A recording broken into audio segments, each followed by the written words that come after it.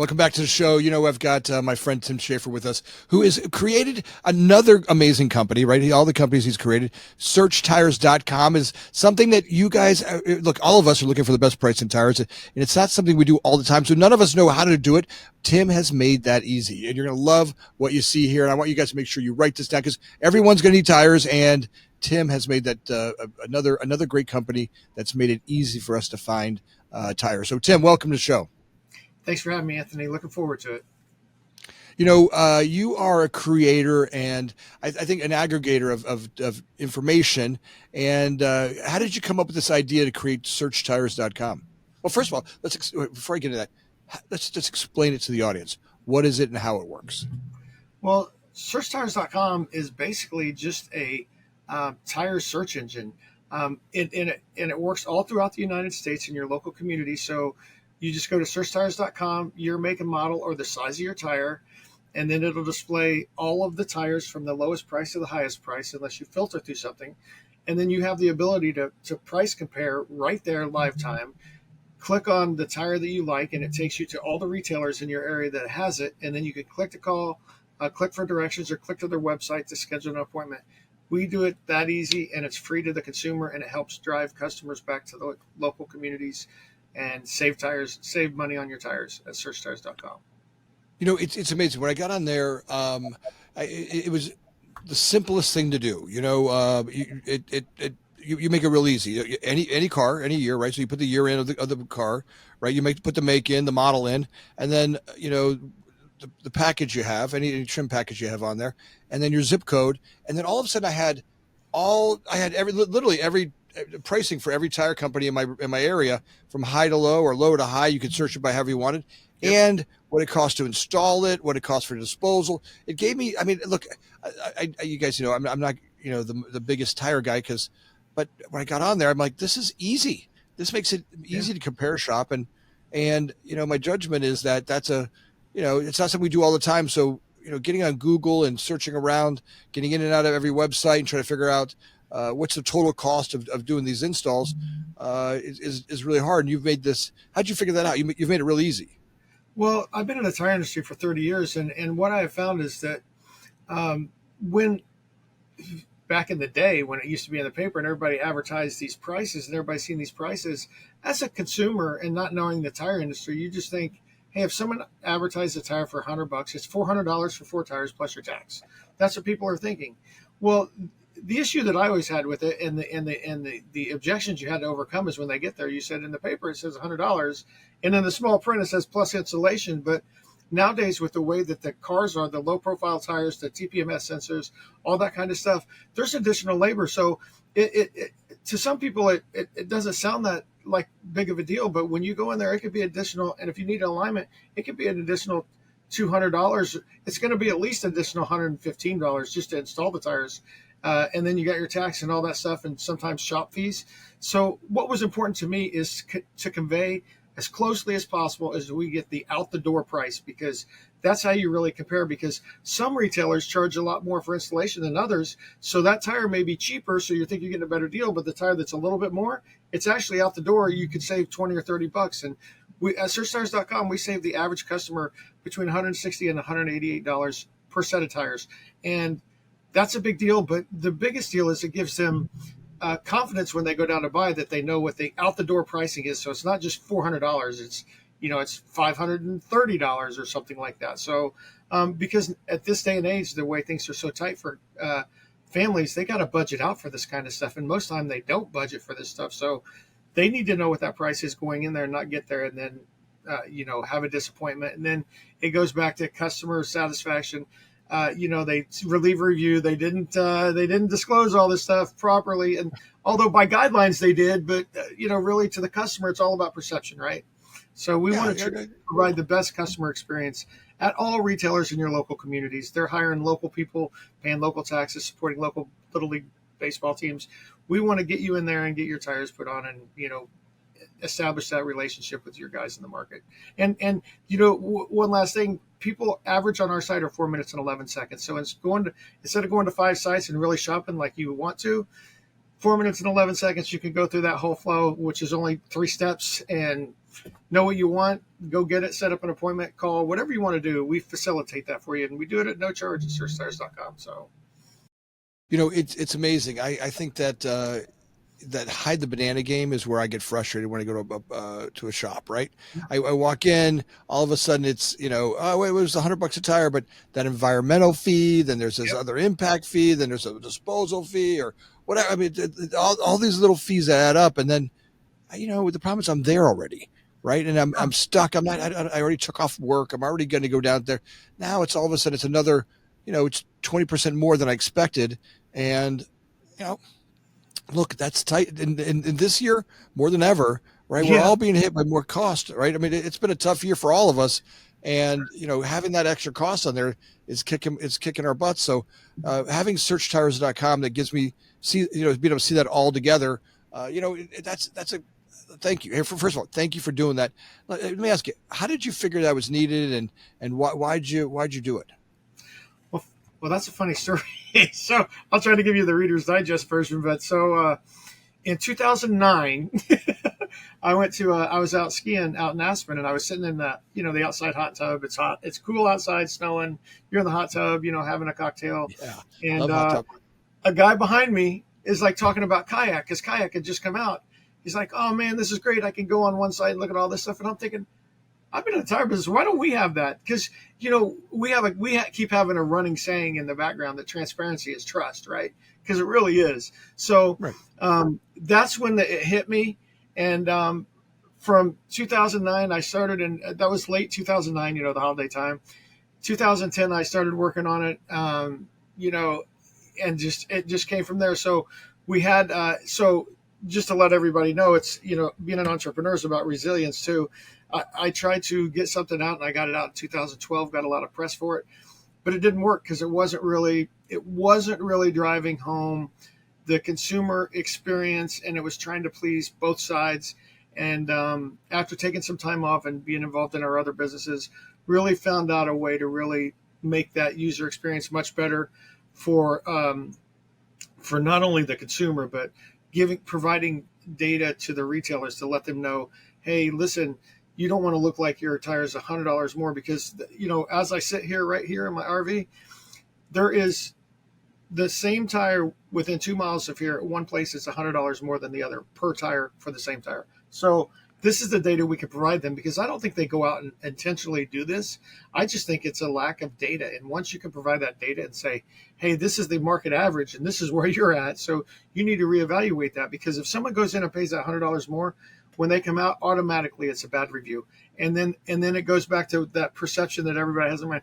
Oh, tire shops and mechanics are all ripoffs. They all do. And some of it's just from lack of data and not having the right data points to pull off up to establish that price point. I know it sounds, like, oh, that's a little deflective, but sometimes it's as simple as that. I mean, Well, because searchtires.com, it's not just the consumer, right? It's also the retailer themselves. They can see where they are in the marketplace. Maybe they're priced too low. I mean, maybe yeah, they're sucking wind and they're hurting themselves to try to get in the marketplace, and all of a sudden they realize, hey, I can go look and compare myself to all the neighborhood tires, and maybe I can adjust my pricing a little bit, or hey, I'm way out of bounds, and that's why I'm not selling tires. I can get myself a little closer to the marketplace, and I can increase my volume. And I think that's what we're all. I mean, that's the problem when we're in business, right? We're all like this cat chasing a laser pointer. And my real judgment is that, look, with AI that's coming, being able to go to tires.com and get a quote and be able to get be able to get this, and more and more this relationship between the consumer and search engines becomes a much smarter way of doing business, and then all of a sudden now you trust, all right, hey, look, it can go search. It can go search and see what all the tire prices are. Hey, by the way, I can just imagine my ability to go, all right, I can get tires for my car over here, 2.2 miles, the best prices in town. But hey, for $20 more, there's one around the block. Do you want to spend the yep. 20? Then I can make a decision, right? I might say, hey, I can walk back from there. Yeah, we want to provide actionable data to people that they can use. I mean, and it's truly a use. It's not just a tire price; it's a out the door price. And again, it's all about. Um, it's been such a big perception in the market for years about mechanics and tire shops, and they're always trying to get me for everything I get, and we want to debunk that, because I worked in the tire industry for 30 years, and I think most of the people that I've worked for and that I've come across and own my own shops, they're trying to do the best job. The difference is that sometimes the big players, their cost of goods is a lot cheaper because they buy in bulk than the smaller shops. So there can be a little difference there, but there should never be a mismatch of that much. So trying to get that aligned in the market so people feel comfortable. No one wants to feel like that they've paid too much. No one ever wants to have that feeling. And again, in this day and age, I mean, there's enough technology. I just want to put something out there so it's really easy for a consumer to use and get them into the shop. And sometimes what the tire they choose may not be right for their car, and that's where you deal with a professional salesman, and that's where I believe people buy from people. We're just like a matchmaking business for getting you into the retailer, and then they can decide, hey, do you do highway traffic every day, city traffic every day? Then you can decide on the best value for your money. That's when the sale really starts. We're just trying to guide you to the point where you see you can get the best deal and get you into the shop so you can get safe tires on your car. And especially if wintertime's coming, you got to go. And the cool thing about it is, once after you select the tire, the next screen shows you all your retailers and the out the door prices of all of them from low to high. So sometimes there's as much as the lowest price out the door on a tire to the highest price. Sometimes that's as much as $300. That's a big deal. It's a big deal. Well, you know, this searchtires.com is an amazing idea. Look, who would ever thought that a tire sales aggregator, a company could go aggregate all the costs for this and present it to an owner, right? Someone that could go out there and go, this is going to be an overwhelming amount of data you're collecting. I mean, you're doing this across the country every day. Yep. I mean, how many? What's that? What's that amount of data that you're collecting? We're collecting about 2.5 terabytes a day of data. We go back 7 days, and then we have historical servers that hold historical stuff back, so we can go back to it. Yeah, it's a lot of data. And, it's funny, when I first started building search tires, I thought, man, in 3 months I'll be ready to go. And that certainly wasn't the case. I mean, to get the data, to normalize the data, to display the data properly, and then to build out the channels so everybody can use it effectively, not only the retailers, manufacturers, and consumers. It's that process is about 2 years. It's taken us. So well, I know why no one did it before. Well, and that's right. Look, people don't get to be an entrepreneur. You have an idea, right? Idea. And now you want to grow that idea. You want to get out there. But that walk between those 2 points is you're walking through broken glass. You have to jump over some major abyss. You got to get punched in the mouth a few times in business, right? It's most people can't make that walk, and they chicken out or they bust out, and it's exhausting. And look, it takes a level of fortitude to go through this and stand back up and go, all right. How many times did you feel like that's it? It's done. It's thrown away. I'm not going to make it. And then you dust yourself off again and then go back at it. Come on. So many barriers. Always. We've hit it like there's so many days that you'll have it one of those days. And I stay optimistic all the time. I'm like, there's a solution. I don't know what it is right now, but we'll find it. But we had that happen like 2 weeks ago. We're getting ready to go live with this new data program we have, and something come up, and we use AI, to do a lot of our stuff. And what had happened is, in AI, it inverted 2 words, and then 2 words caused all of our data to be 60% less data that we were collecting. So the digging in to find the word. So I would say this to any entrepreneur that's willing to get into it: you got to be resilient, and you got to be optimistic, and you got to stay forward facing, and just remember why you started it, and remind yourself every day, because you're going to have days that, like you said, you're going to get punched in the face, and you're going to feel like not getting up. You're like, right. How much is enough? I spend money every day because the clock keeps ticking. So I was at a meeting yesterday. I'm working on a TV show, and I've been working on it since 2018, and believe me, it's this great new thing. I love doing it. It's this passion project. It's one of the things I love. But since 2018, we're talking. That's a substantial amount of work.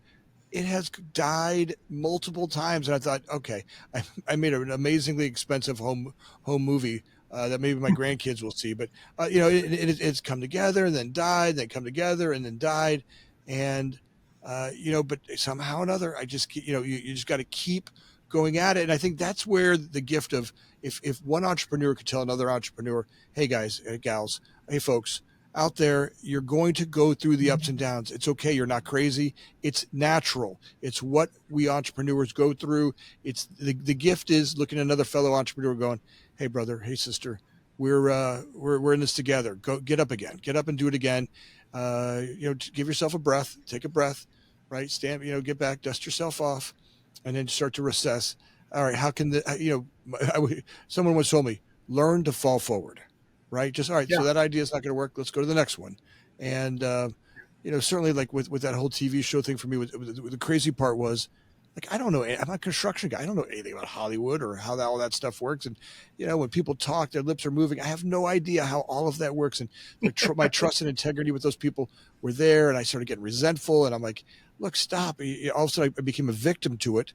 And there's no agency in that, right? The truth was, it's just a different place to work.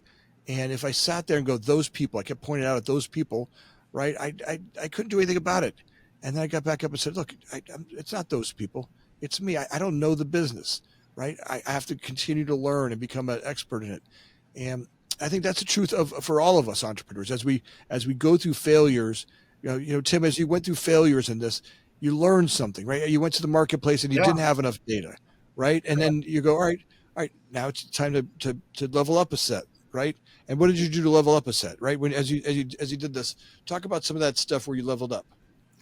Well, I think I think as an entrepreneur, I think there's two things that are really big, and I think most entrepreneurs, as you know, we are creatures of habit. So we have a skill, we have ways of building our skill set every day, even without knowing it. If you don't think about it, there's certain things that you do every day to learn about your being an entrepreneur. It's not like not learn how to be an entrepreneur, but how to continue with your test, right? So I break them down like this. I have a really broke down list that I do, and I make sure that this happens every day. I consistent practice. I'm in my business every day and not just on my business. So there is, you got to break away, consistent practice, seek feedback from people that aren't just your friends that are going to give you the best feedback. Seek feedback from, that's how you learn the most, is from someone saying, no, I don't like it, don't like that. So that's good. And then the other thing is stay updated. You got to stay updated in your market and know what's trending and what's not trending. But another one is learn actively. And this is a big one because I spend an hour of my day learning something different. And it's not just about tires. It could be anything, but it's just making your brain go through that muscle of learning. And then I also, when I consume stuff, I consume it from multiple resources. I don't want to just get it from one channel or another channel. So I do multiple resources. Stay curious, keep organized, and stay inspired. Those are the things that in your skill set every day that really help you overcome and be resilient in what you do. But the biggest thing is, and I always say this to people that is weird, as entrepreneurs, as your mind thinks, tell me, Anthony, how many times do you look at businesses and you say, I know I have an idea and I can make that business better and I know how to do it right?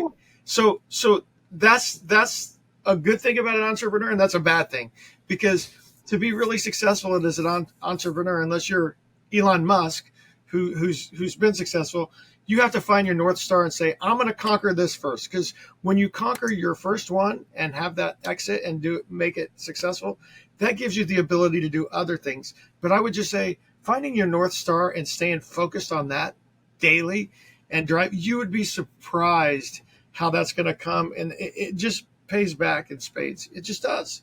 But it's hard for an entrepreneur to do that, because you see other things and you want to chase the shiny stuff because you're like, man, I can fix that in 20 minutes. But that 20 minutes, as you know, I had this idea in 2009. It's 2024, so it's not really 20 minutes. So these are some of the things that I throw out there, and I tell entrepreneurs when I talk to them. I have, I'm in a couple groups where I don't charge to consult. I was mentored well, and I was fortunate for that. So I want to give back. And like, if someone has questions, call me. I'll answer your questions to the best of my ability and what I've been through. Yeah. And I've been doing it since I mean, I was an entrepreneur. I was selling rocks when I was 13. So, so but You were selling um, rocks when you were 13? yeah, Oh, that's a good yeah, one. Tell me about that.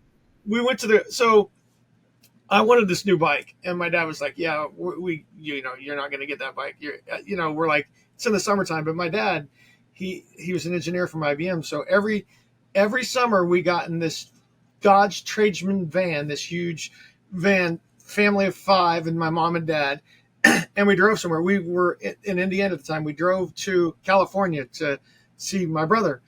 We stopped at the Grand Canyon, and my dad bought me these bag of rocks, and they're like the turquoise and all the pretty polished rocks, right? I think we got it for $1.60. I came back to my neighborhood, and I'm like, man, there ain't no one around here who has this stuff. So I went door to door, and I'm selling these rocks for like $3 a piece, and I got $60.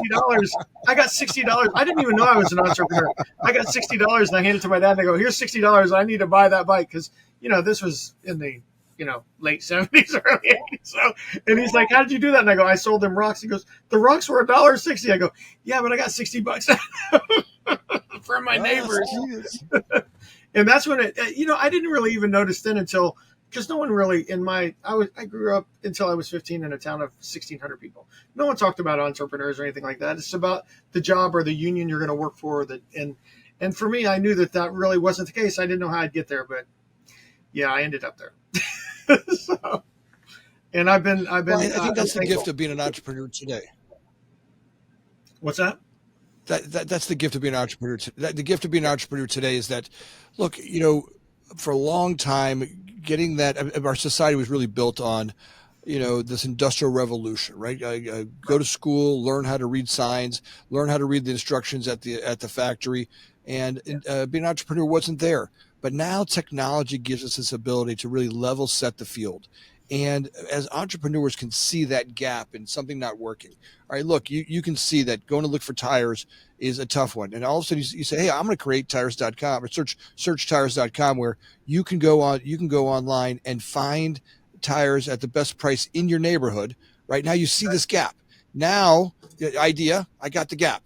Right now I got to grow the idea and all those things that you do to get there and continue to do to grow the company and grow the organization. That's the gift of being the entrepreneur.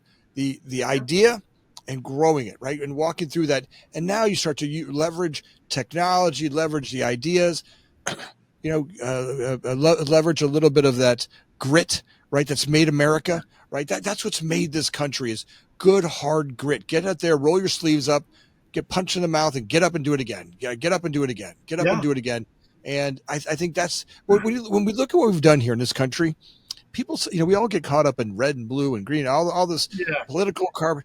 We forget that we've done some amazing stuff here. This country is built on everything we look around. Humans have built this country, and the work yeah, we've done in the last 250, 300 years in this country will blow the doors about people around the world. We've done some amazing stuff and continue to do amazing stuff here. And we should yeah, be proud of that, right? Proud of that grit and fortitude that, entrepreneurs and Americans have done. And I think that's, when we get all caught up in, looking at the faults of everybody. Hey, look, that's easy.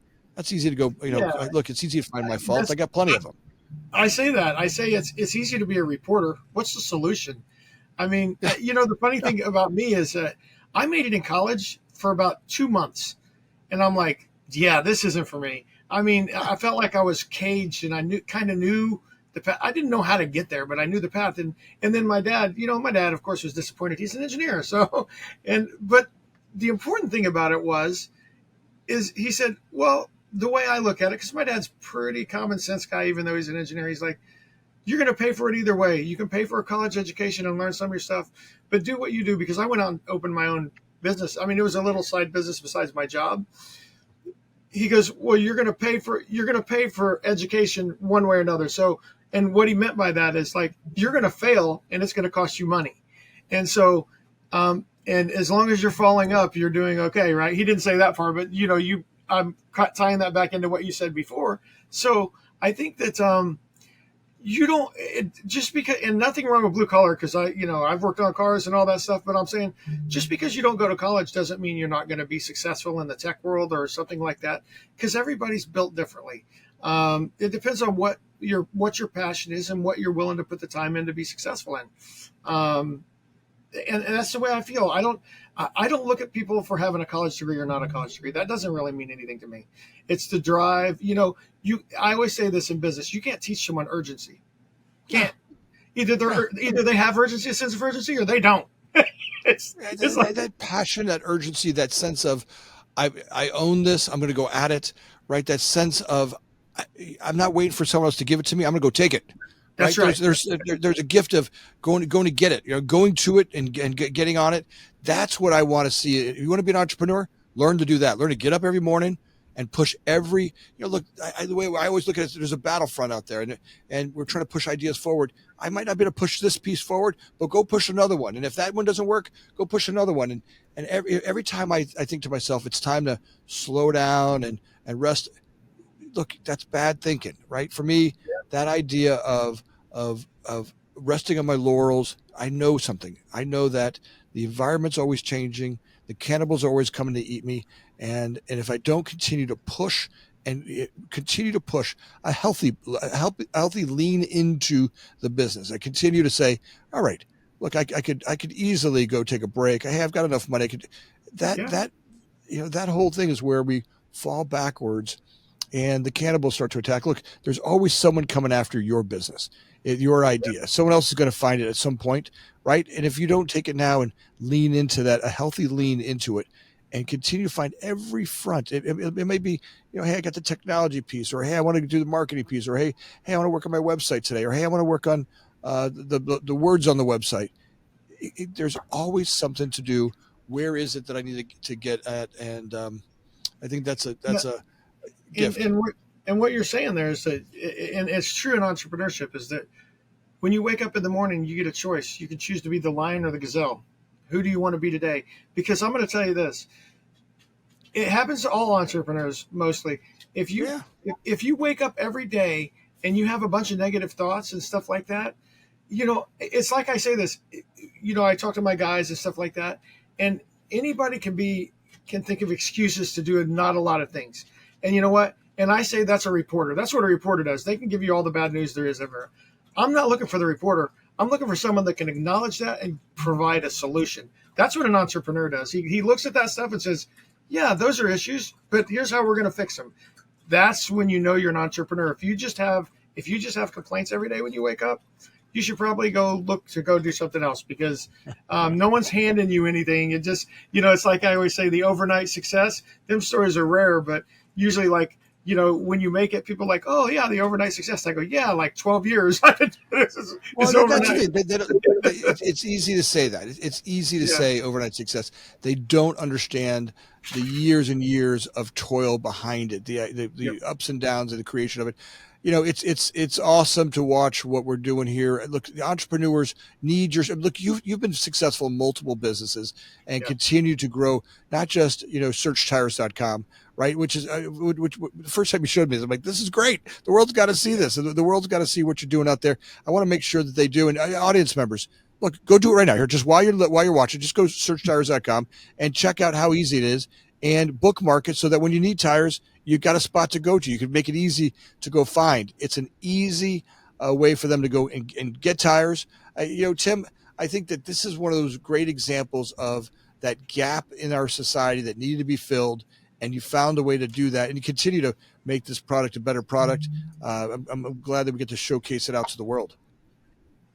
yeah. And I appreciate the time on it, Anthony. And I like talking about entrepreneurship and obviously my product, and basically what it is. It tells entrepreneurs that there's still things out there that no one's even thought of to help people. And I always say, what's never gonna go out of style? Convenience. People love convenience, and if you can make it convenient for them to do something that they don't like to do, no one wakes up in the morning and says, "Man, I can't wait to go buy some tires. I can't wait to go to the tire." No one does that. No one So does that. if No you one can does make it convenient for them and they know what to expect, you're half the battle's already over. They just have to go and get it put on. It's always in finding the gap of, all right, what's painful? How do I make it less painful? And you did that with searchtires.com. You've made searching all of the tire stores in one convenient 4.5 minute, 4 minute, 11 second process, as opposed to, because it's like all of a sudden you got those bald tires, you got winter coming at you, you got that whole frustration. Now I got to go look for the tire. I don't want to get. I don't want the worst. I don't want to find out I got messed up on the deal. So it can drive you nuts. And all of a sudden, in 4 minutes, 11 seconds, I've got all the data I need, and you have made that easy, brother. I Yep. am so. It's amazing what you've done. Keep it up. Every time you have a new product out there, I want to make sure you get on the podcast and see it. Entrepreneurs out there, if it's not about buying tires today, but learning about, hey, let's find a way we can find a gap in our lives and somewhere where we need to improve that or bring some convenience to it and start to solve that. And here we're going to put contact information for Tim down below. As always, we love talking about these things. We love helping other entrepreneurs. I know Tim does. It's the gift of being a great entrepreneur is giving it back, right? I always say to people, you don't get it until you give it back, right? When we give it Yeah. back to each other as a gift, that's a fun spot to be in. And Anthony, I really appreciate the time, and I'm going to tell you this: I got a data set 2 days ago, and I didn't particularly like it, but this is something that I'm trying to fix. But I'd never seen it in a data point before. But 70% of the people overpay for the tires. So go to searchtires.com and don't be 70%. Let's flip that 30 to make it 80% is saving the money on the tires. Well, it's genius, genius work out there. Congratulations for what you're doing on the world, and keep finding those gaps and solving them. Right, folks. This is a great example. Go out there and find the gap that you want to fix and solve, and take Tim's advice about just being relentless about it. So, Tim, thanks for being on the show. Thanks, Anthony. I appreciate it. As audience, as always, it's been amazing this last couple of months of just how many of you guys have liked and subscribed. It just blows me away, the numbers and how many people we had last week. We had well over 4,000 downloads. It was 4,500 downloads. Great podcast numbers.